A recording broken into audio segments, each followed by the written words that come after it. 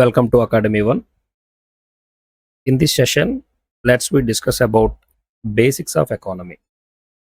At first, economics in any competitive exam, we are all feel like tough.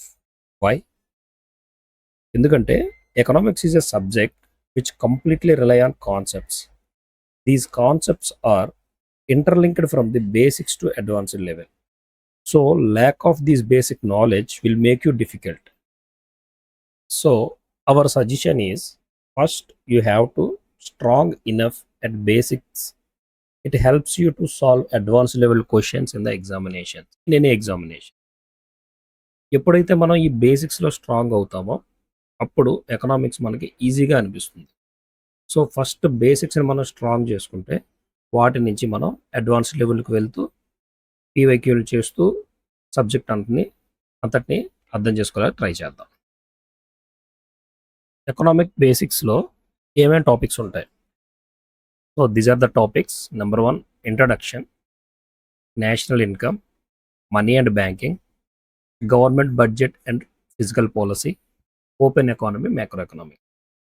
So first introduction పార్ట్లో మనకి economics అంటే ఏంటి, macro economics అంటే ఏంటి, micro economics అంటే ఏంటి, సెక్టర్స్ ఆఫ్ ఎకానమీ అంటే ఏంటి, సిస్టమ్స్ ఆఫ్ ఎకానమీ అంటే ఏంటి, ఇవన్నీ కూడా మన ఇంట్రడక్షన్ పార్ట్లో మనం నేర్చుకుంటాం. తర్వాత నేషనల్ ఇన్కమ్ పార్ట్కి వచ్చేసరికి అసలు నేషనల్ ఇన్కమ్ అంటే ఏంటి, అసలు దీన్ని ఏ విధంగా క్యాలిక్యులేట్ చేస్తాం, జీడిపి అంటే ఏంటి, జిఎన్పి అంటే ఏంటి, ఇవన్నీ కూడా నేషనల్ ఇన్కమ్ పార్ట్స్లో మనం నేర్చుకుంటాం. Next most important topic money and banking. Money related concepts అన్నీ కూడా ఈ కాన్సెప్ట్ ఇక్కడ చాప్టర్ 3లో మనం నేర్చుకుంటాం. దెన్ బ్యాంకింగ్ రిలేటెడ్ కాన్సెప్ట్స్ అన్నీ కూడా ఇక్కడే మనం నేర్చుకుంటాం. Next 4th topic government budget and physical policy.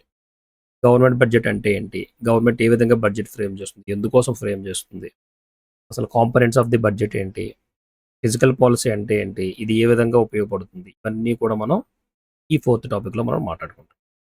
Next 5th open economy, macro economics. ఒక కంట్రీ నుంచి ఇంకో కంట్రీకి ఇంపోర్ట్స్ అండ్ ఎక్స్పోర్ట్స్ ఏ విధంగా జరుగుతాయి, ఇవి జరిగేటప్పుడు బ్యాలెన్స్ ఆఫ్ పేమెంట్స్ని ఏ విధంగా మనం కౌంట్ చేస్తాం, ఇందులో కాంపోనెంట్స్ ఏంటి, కరెంట్ అకౌంట్ అంటే ఏంటి, క్యాపిటల్ అకౌంట్ అంటే ఏంటి, ఇవన్నీ కూడా మనం టాపిక్స్ ఈ 5th టాపిక్లో మనం నేర్చుకుంటాం. సో 1 by 1 ప్రతి టాపిక్ని కూడా మనం చాలా ఈజీగా అర్థమయ్యే విధంగా మనం ఫ్రేమ్ చేసి పెట్టాం ఈ ప్లేలిస్ట్లో. ప్రతి లెక్చర్లో కూడా ఒక మెయిన్ టాపిక్, ఆ టాపిక్ నుంచి సబ్ టాపిక్స్ ఉంటాయి. సో ఈ మెయిన్ టాపిక్ అర్థం అవ్వాలి అంటే ఈ సబ్ టాపిక్స్ మొత్తం కూడా మనం నేర్చుకోవాలి. లాస్ట్లో మనం పీవైక్యూని సాల్వ్ చేసేటప్పుడు మెయిన్ టాపిక్ తాలూకా కంప్లీట్ కాన్సెప్ట్ని మనం గ్రాస్ప్ చేస్తాం. Okay, so I hope you all are utilize this opportunity and make yourself better in your economics preparation.